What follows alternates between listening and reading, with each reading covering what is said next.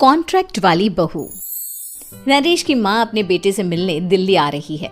इस बात का पता चलते ही नरेश के दिल में हलचल मच जाती है। नरेश अपनी माँ के स्वागत की तैयारी में लग जाता है। साथ ही उसे डर भी सताने लगता है कि उसकी माँ कहीं अपनी पुरानी जिद पर फिर से बैठ ना जाए। हे भगवान, इस बार बचा लो, अगले साल पक्का माँ की जिद पूरी कर दूंगा। तभी दरवाजे की घंटी बजती है।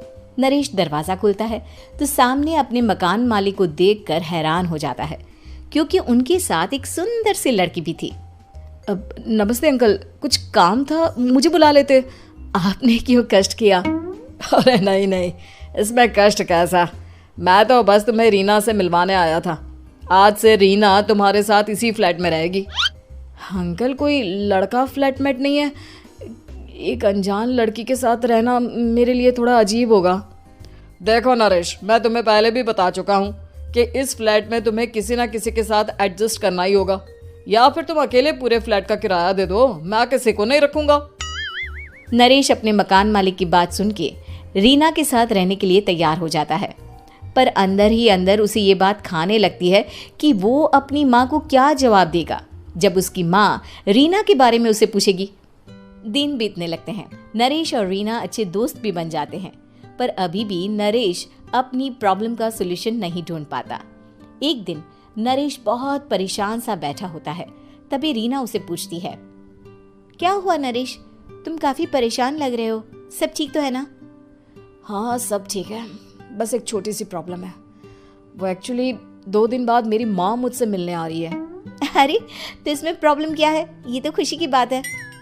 हाँ रीना, बट मेरी माँ एक जिद लेकर बैठ गई है कि मैं शादी कर लूँ, पर मैं अभी इस चीज़ के लिए तैयार नहीं हूँ। ऊपर से जब वो तुम्हें देखेगी तो 100 सवाल करेगी, क्या जवाब दूंगा? अरे इसमें कोई टेंशन वाली बात नहीं है, मेरे पास ना इस प्रॉब्लम का सलूशन है, जिससे ना तुम्हें शादी करनी पड़ेगी और ना ही तुम्हारी माँ मेरे बारे में कुछ पूछेंगी। रीना की बात सुनकर नरेश सोच में डूब जाता है। वो सोचता है कि रीना खुले ख्यालों वाली लड़की है, कहीं माँ को सच बता ना दे।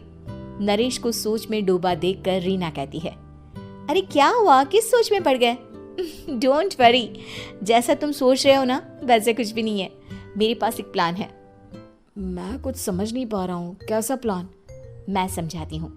हम ना एक कॉन्ट्रैक्ट मैरिज कर लेते हैं। फिलहाल मेरे पास जॉब नहीं है, तो तुम इस रूम का किराया दे देना जब तक तुम्हारी माँ यहाँ रहेंगी, सिर्फ तब तक।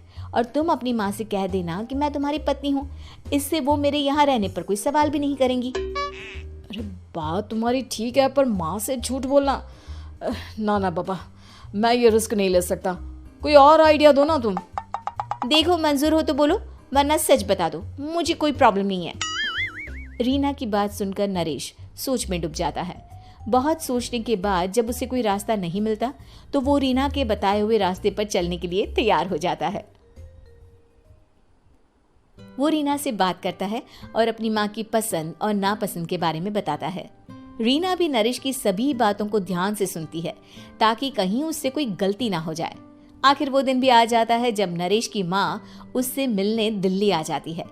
नरेश अपनी माँ को फ्लैट पर लेकर जाता है। जैसे ही नरेश की माँ फ्लैट के अंदर जाती है, रीना उसके पैर छू लेती है। ये देखकर नरेश की माँ थोड़ी घबरा जाती है और नरेश से पूछती है, अरे बेटा नरेश, ये कौन है? माँ, ये आपकी बहू रीना है। माफ़ी चाहता हूँ, सब कुछ इतनी जल्दी में हुआ कि आपको बता ही नहीं पाया, इसलिए सोचा कि क्यों ना आपको सरप्राइज दिया जाए। अरे बेटा, मैं तो बस तेरा घर बसा हुआ देखना चाहती थी। हाँ, बहुत अरमान थे अपनी इकलौते बेटी की शादी को लेकर, लेकिन कोई बात नहीं, शायद किस्मत को यही मंजूर होगा। ये कहते ही नरेश की माँ रीना को गले लगा लेती है। रीना बेटिया, मेरा बेटा ना थोड़ा नादान है, पर तुम काफी समझदार लगती हो, और मैं जानती हूँ कि तुम इसका बहुत अच्छे से ध्यान रखोगी। माँ आप चिंता मत कीजिए, मैं सब संभाल लूंगी। नरेश की माँ अपने बहू और बेटे के साथ खुशी खुशी रहने लगती है। दिन बीतने लगते हैं। नरेश की माँ और रीना का रिश्ता बहुत मजबूत होता चला जाता है। वो दोनों सारा दिन एक साथ रहती और खूब बातें करती। इधर साथ रहते रहते नरेश और रीना भी एक दूसरे से प्यार करने लगते हैं। दोनों को इस बात का एहसास हो जाता है, फिर भी वो इस बात को छुपा कर ही रखते हैं। एक दिन नरेश की माँ और रीना शादी के बारे में बात करने लगते हैं। रीना बिटिया, ये तो नरेश ने मुझे बिना बताए शादी कर ली, वरना मैं तो अपनी इकलौती बेटी की शादी इतनी धूमधाम से करती कि सारी दुनिया देखती रह जाती।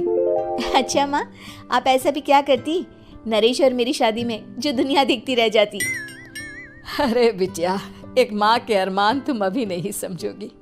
मैं तो अपनी बहू को एक रानी की तरह लेकर आती और शादी भी बिल्कुल शाही अंदाज में करती, पर मेरे तो सारे अरमान ऐसे ही रह गए।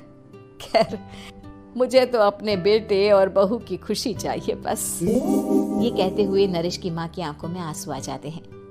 रीना भी ये सुनकर ख्यालों में खो जाती है, क्योंकि वो भी मन ही मन खुद को नरेश की पत्नी और उसकी माँ की बहू मानने लगी थी। शाम को जब नरेश ऑफिस से घर आता है तो रीना खुद को रोक नहीं पाती और नरेश के सामने उसकी माँ को अपने और नरेश के रिश्ते का सारा सच बता देती है। रीना की बात सुनकर नरेश की माँ दोनों से बहुत नाराज हो जाती है और घर वापस जाने की बात करने लगती है। तुम दोनों ने मुझसे सच छुपाकर बहुत ठेस पहुंचाई है मुझे। अब तुम लोगों के साथ नहीं रहना चाहती मैं, कल ही वापस चली जाऊंगी अपने घर। माँ, मुझे माफ कर दो, ये सब मैंने रीना के कहने पर ही किया है, वरना मैं भी आपको कभी ठेस पहुंचाने के बारे में सोच भी नहीं सकता। हाँ माँ, हमने ये सिर्फ आपका दिल रखने के लिए किया, प्लीज हम दोनों को माफ कर दीजिए। तुम दोनों ने मेरे अरमानों के साथ खिलवाड़ किया है, और वैसे भी मुझे अपने बेटे के लिए एक अच्छी लड़की ढूंढनी है, इसलिए मेरा यहाँ से जाना ही बेहतर होगा। माँ की ये बात सुनकर रीना खुद को रोक नहीं पाती। माँ, क्या मैं आपके घर की बहू बनने लायक नहीं हूँ? रीना की बात सुनकर नरेश हैरान रह जाता है। नरेश की माँ भी कुछ समझ नहीं पाती। मैं कुछ समझी नहीं, आखिर तुम कहना क्या चाहती हो? माँ, मैं वो नरेश से बहुत प्यार करती हूँ और साथ ही साथ मैं आपको भी अपनी माँ मान बैठी हूँ। आज जब आपकी बातें सुनी तो खुद को रोक नहीं पाई, इसलिए सारा सच आपको बता दिया। रीना की बात सुनकर नरेश की माँ की आंखों में आंसू आ जाते हैं और वो अपने बेटे नरेश और रीना को गले लगा लेती है। मेरे घर की बहू तो सिर्फ रीना बिटिया ही बनेगी। मैं आज ही तुम दोनों की शादी की तारीख निकलवा दूंगी, बस एक बार तुम्हारे घर वाले मान जाए। उसी दिन रीना के माता पिता भी उनके फ्लैट पर आ जाते हैं। दोनों परिवार आपस में बैठकर बातें करते हैं और शादी के लिए राजी हो जाते हैं। रीना भी कॉन्ट्रैक्ट फाड़ देती है और कहती है, सही मायने में मैं अब बहू बनूंगी, अब तक तो सिर्फ कॉन्ट्रैक्ट वाली बहू थी।